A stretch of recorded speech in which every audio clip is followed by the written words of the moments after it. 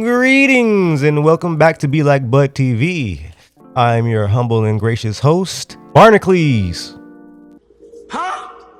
Nah, I'm just playing, y'all. As usual, I'll be Bud back in 4K in the second dimension, bringing you the newest and the coolest, if not the strangest and the newest. Let us commence. Today, we're diving into the failures of the Samsung Galaxy Z Fold5. Stay tuned to find out why its Wi-Fi and Bluetooth issues might just make it boo-boo toast. Ooh, booty juice with a side of crap fries. All right, let's jump in. So I originally bought the Samsung Galaxy Fold5 back in November of 2023, just shy of the release of the Galaxy Z Fold6 in July of 2024. And I had no regrets initially. But more on that in a sec. You know what I'm saying? We'll get there. The Fold 5 was everything I needed in a phone. It had excellent specs like the Snapdragon Gen 8 2. It had 512 gigabytes of storage, 440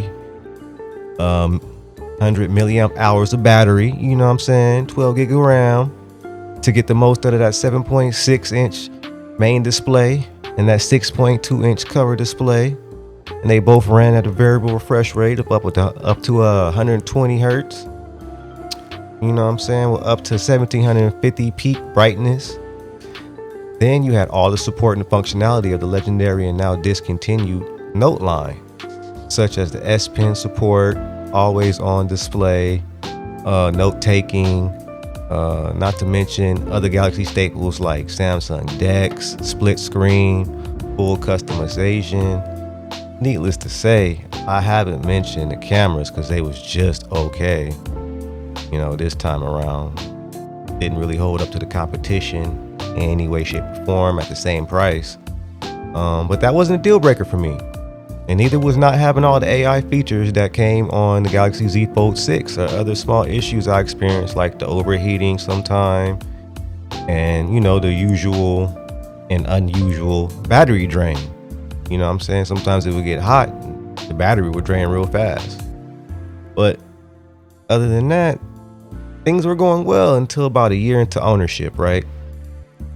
So at about a year in, I noticed that the S Pen wasn't registering the touches in the middle of the screen. Bullshit, bro. Oh my God. I assumed that maybe somehow the magnets from the case of the Mac lock ring I put on the back of my phone was the cause of this. But I eventually, I removed all this and it was still fucked up. You know what I'm saying? But yeah, I assume that somehow the magnets or the case for the Mac lock ring I put on the back of my phone or the case that I put on it that had the Mac lock on it was at fault. But even after removal, the S Pen functionality never recovered in the affected area. Like, this was heartbreaking, but again, not a deal breaker. So in May of this year, I paid off the device in preparation of the Fold 7 launch, right? Since I plan to upgrade for my birthday in August now. First week of June, Samsung launches its One UI 7 update for the Fold 5, and I immediately start experiencing issues with Bluetooth, then later Wi-Fi. These was the deal breakers. So the Bluetooth going out. Get into that. First thing I noticed was the Bluetooth stability was intermittent, leading to me thinking I was just, it was just buffering, but it wasn't. It wasn't buffering at all. After days and weeks of turning the device off and turning it back on and cycling stuff back on and treating the menu like it's the best app on social media that I ever seen, because I'm just on it all the time trying to troubleshoot, the Bluetooth went out altogether. Wouldn't you know? Fucking great. It turned off and it would not turn back on even after the resets, bro. Tragic. It's an obvious atrocity since the Galaxy Z Fold 5 does not have a headphone jack, does not come with the USB-C headphones or some weird dongle adapter. This made my life miserable, bro. And as the distraction of me trying, it made my life, it really did. it was the pits. It made my life miserable because the distraction of me trying to fix my Bluetooth while at work got me in a lot of trouble, right? I'm not allowed to be on my device while I'm on the floor and outside of just listening to music on my Bluetooth headphones. And you can use wired, but you know, they don't come with it. They pretty much force you to buy the Bluetooth. So yeah, I used Bluetooth headphones that were expensive. That led me to resort back to using my wired headphones, bro, with the dongle in order to de-stress since I had no USB-C headphones around. So of course, this made me have even more stress since now that I'm wired, the wire is getting stacked on everything. That made the wire real finicky, bro, causing endless loop of connectivity issues. So I got Bluetooth and Wi-Fi fucking up, but I haven't even got to the Wi-Fi yet. This is just Bluetooth. But now I switched to using the cord. The cord get snagged on everything. Now it's all finicky and shit. And you gotta fuck with it to try to make it work. You know, you gotta move the dongle around and shit, defeating the whole purpose of the wire. Like after all that, bro, after weeks, I received another update, and after the install, the Bluetooth worked for a day or so. Then it became intermittent once again. And then it turned off altogether.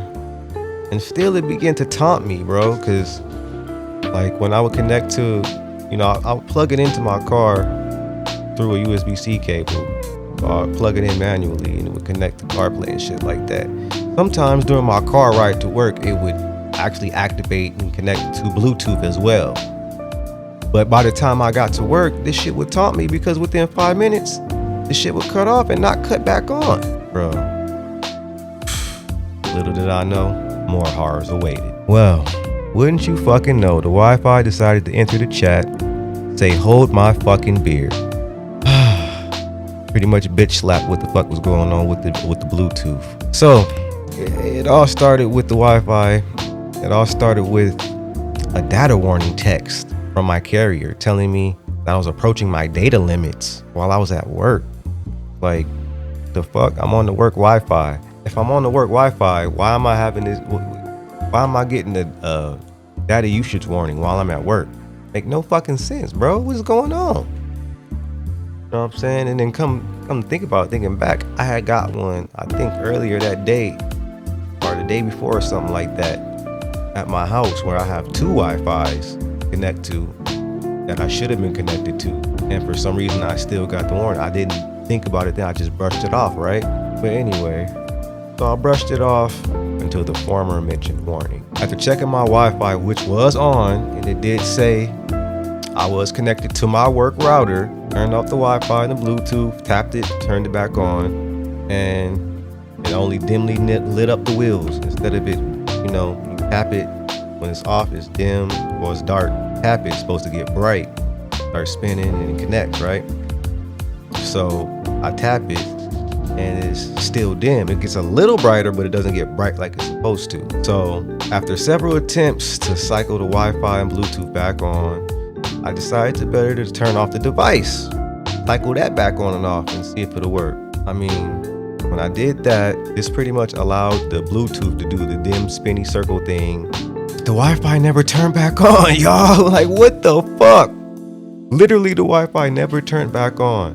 So I was at work, right? No Bluetooth, no Wi-Fi, and the last of my data allotment for the month gone. Bye. And I was using finicky wired headphones with a dongle that I had to constantly bend and finesse and finger dinger. Oh my God. I had to constantly do that to get sound, bro. A little finger dinger, wiggle it and shit, wiggle it all around.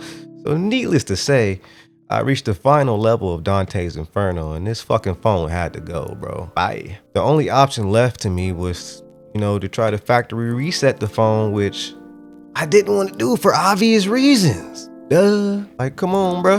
All right. So eventually I got the new phone, so I had to try to update. You know what I'm saying? So I guess let's get into that. All right. So after all the stress and heartache, I just went ahead and pre-ordered the Galaxy Z Fold5 and received it July 27th. Even though I was already planning to get it for my birthday in August, I was weary of Samsung. I didn't think they deserved any more of my money for this dog shit experience. Still went ahead and did it. Because what made me go ahead and do it was the fact that I honestly had no way to de-stress while I was at work. None, bro. Simple as that. You know what I'm saying? And that shit was depressing.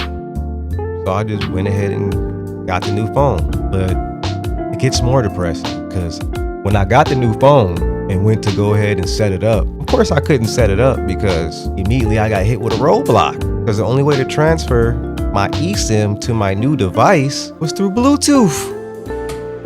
I had to be able to connect to Bluetooth. I had to connect my new phone to my old phone through Bluetooth in order to transfer the eSIM over, but my old phone's Bluetooth is not working. I can't even use or get any further into the new device that I just got until I transfer my eSIM over. So I'm fucked. But after about 90 minutes of stressful resets and aggravation and more reset cycles, I finally was able to get the Bluetooth to be stable enough to transfer my SIM over, right? After more days of toiling, trying to transfer over all my stuff, because obviously the Bluetooth wasn't working, I had to use a wired connection, and no, the wire that came in the box was trying to make me take like 4 hours to transfer my shit over. So I had to use I think it was a 5 gigabit cable, USB-C cable, and let me do it in like 45 minutes. My storage was almost full, the 512, so. But anyway, after days and days of toiling over that, trying to transfer my stuff over, finally get my stuff transferred over, and it's time to factory reset my phone and see what happens and see if that actually will fix the Bluetooth and Wi-Fi problems on my Z Fold5. And then I can keep it around as a Wi-Fi device. You know, I can use it for my monitor for my camera, all kind of shit, right? Cool. As usual, the smartphone gods demand irony, and the Bluetooth turns itself back on and is seemingly stable, adding more puzzling suspicion. The Wi-Fi functionality restored itself, and additionally, another sting, there's a software update available. No turning back now.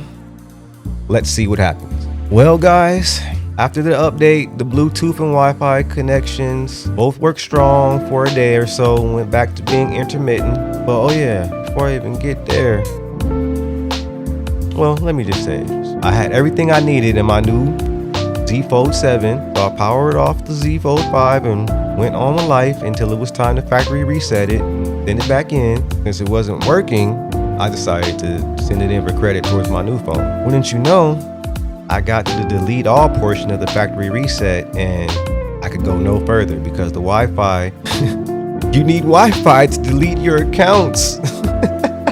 You gotta have an internet connection, and I took off my eSIM, so I have no mobile connectivity. And my Wi-Fi don't wanna fucking work, so I'm fucked. I can't even delete my shit and factory reset my phone, bro. What the fuck? After an hour of reset cycles, the Wi-Fi worked long enough for me to get the factory reset off, but then once reset, the damn Wi-Fi went out again and the setup was stuck, bro.